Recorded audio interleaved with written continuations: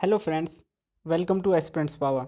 दोस्तों, आईबीपीएस ने अपना कैलेंडर रिलीज कर दिया 2019 और 20 के लिए। तो मोस्ट ऑफ द कैंडिडेट ने या तो तैयारी शुरू कर दी होगी या फिर करने वाले होंगे। दोस्तों, तैयारी करने से पहले लास्ट ईयर का जो ट्रेंड रहा है, आईबीपीएस ने 2018 में ट्रेंड को चेंज कर दिया है। एक न्यू सेट किया है ट्रेंड को। तो लास्ट ईयर की कट ऑफ लेवल क्या था 2018 में, और आने वाली वैकेंसीज कितनी वैकेंसीज आ सकती हैं, इन सब के बारे में जानना बहुत ज़रूरी है प्रिपरेशन करने से पहले।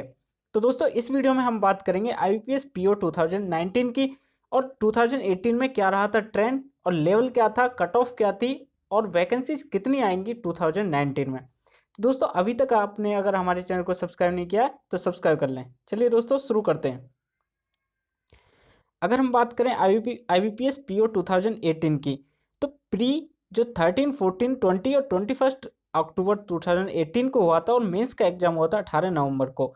दोस्तों, जो एग्जाम का लेवल था वो काफ़ी टफ था। अगर हम क्वांट की बात करें, क्वांट अर्थमेटिक बेस्ड था। जो फिल इन द ब्लैंक्स तक पूछे गए थे क्वांट के सेक्शन में। अब आप सोच सकते हैं कि एग्जाम का लेवल क्या रहा होगा।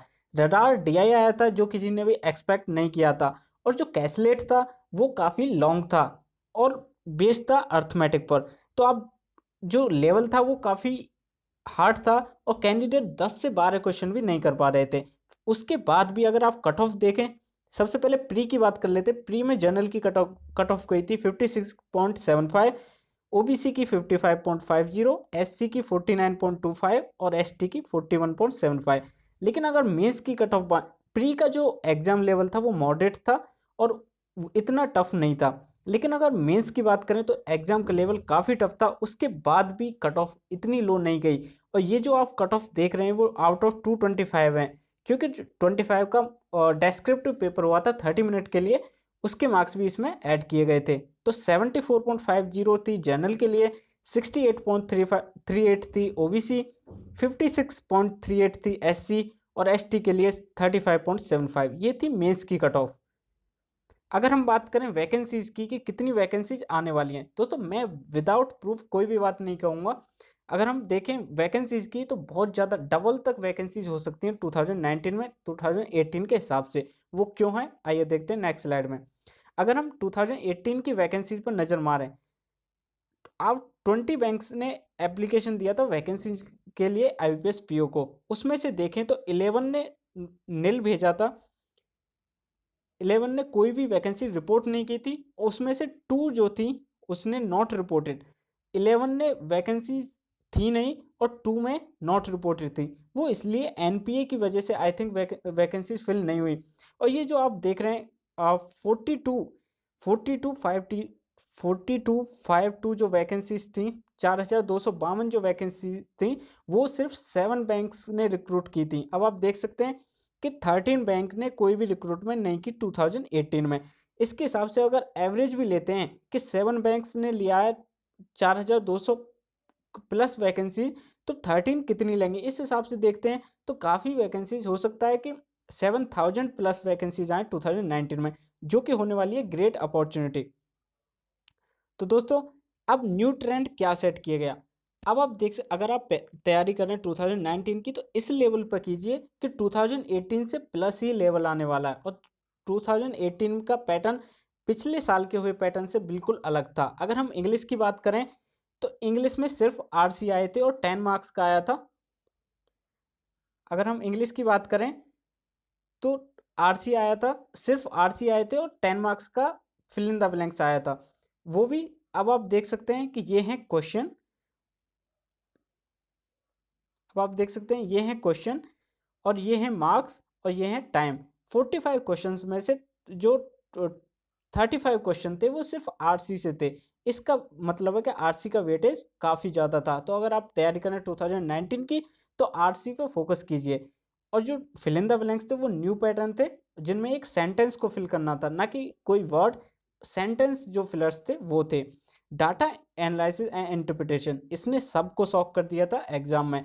मिक्सचर एंड एलिगेशन का फिल इन द ब्लैंक्स, उसमें कुछ मिसिंग था, आई थिंक क्वांटिटी, उसको फिल करना था।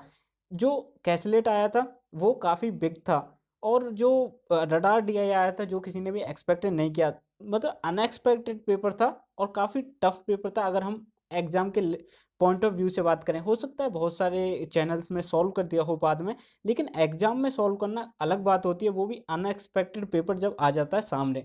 रीजनिंग की बात करें, पजल्स एक न्यू लेवल की पजल्स थी, मशीन इनपुट का न्यू लेवल था, ट्रेडिशनल मशीन इनपुट नहीं था, ना ही कोई शिफ्टिंग वाला था, लेकिन एक न्यू पैटर्न का देखा गया था मशीन इनपुट।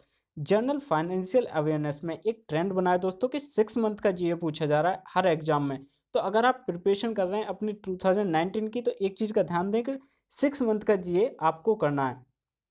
तो दोस्तों 2019 की प्रिपरेशन करने से पहले इन चीज़ों को ध्यान में रख के ही तैयारी करें। और जो कट ऑफ है वो आप देख सकते हैं कि जो एग्ज़ाम लेवल था वो काफ़ी टफ था, उसके बाद भी कट ऑफ नीचे नहीं गई। बहुत सारे जो चैनल से वो प्रेडिक्ट कर रहे थे कि जो कट ऑफ है वो 60 से डाउन आ जाएगी, लेकिन ऐसा नहीं हुआ। इसका मतलब है कि कंपटीशन लेवल काफ़ी ज़्यादा है। तो अगर आप तैयारी करने चाह रहे हैं 2019 IBPS PO की, तो इन चीज़ों को ध्यान रखें। कट ऑफ और वैकेंसीज काफ़ी आने वाली हैं। अब आपने देखा होगा कि 13 बैंक ने रिपोर्ट नहीं की थी वैकेंसीज, सिर्फ 7 ने फिल की थी 4252 वैकेंसीज। तो इससे पता लगता है कि वैकेंसीज काफ़ी आने वाली हैं। लेकिन अगर फिर भी बहुत सारे कैंडिडेट कहते हैं वैकेंसी नहीं आएंगी, तो ये एक गलत बात है, क्योंकि साफ दिख रहा है कि वैकेंसीज काफ़ी ज़्यादा आने वाली हैं। अगर 13 ने रिपोर्ट नहीं किया, इसका मतलब ये नहीं है कि उनको मैन पावर की ज़रूरत नहीं है, वो इसलिए क्योंकि उनकी फाइनेंशियल जो कंडीशन है बैंक्स की वो अच्छी नहीं थी, इसलिए वो उन्होंने रिक्रूटमेंट नहीं की। या फिर आरबीआई का जो प्रेशर होता है कि उनके गाइडलाइंस होते हैं कि अगर पहले बैंक की फाइनेंशियल हेल्थ ठीक करो, उसके बाद बिजनेस एक्सपेंशन होता है, उसके बाद रिक्रूटमेंट होती है। तो इस वजह से रिक्रूटमेंट नहीं हुआ 2018 में, लेकिन 2019 में होने वाला है। तो इन चीज़ों पे अगर आप ध्यान रखेंगे, और लेवल आपको जो प्रिपरेशन करनी है वो इस हिसाब से लेनी है जो ट्रेंड बन रहा है, जो न्यू ट्रेंड बन रहा है, किस तरीके के क्वेश्चन आए। हो सकता है आप लास्ट प्रीवियस ईयर का कई साइट पर पेपर भी मिल जाएगा जो मेमोरी बेस्ड होता है, उसको सॉल्व कर लें और उसको देखें कि एग्जाम का लेवल क्या था, उससे +1 ही आने वाला है 2019 में। तो ये थी आज की वीडियो, आई होप आपको पसंद आएगी, और अगर आपको पसंद आती है तो इसे लाइक कर दें और चैनल को सब्सक्राइब कर लें। Thank you for watching, all the best.